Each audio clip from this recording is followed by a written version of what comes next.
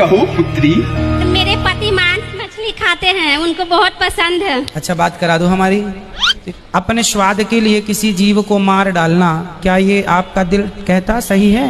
ये सब तो भगवान करवा रहे हैं ना। क्या हो गया?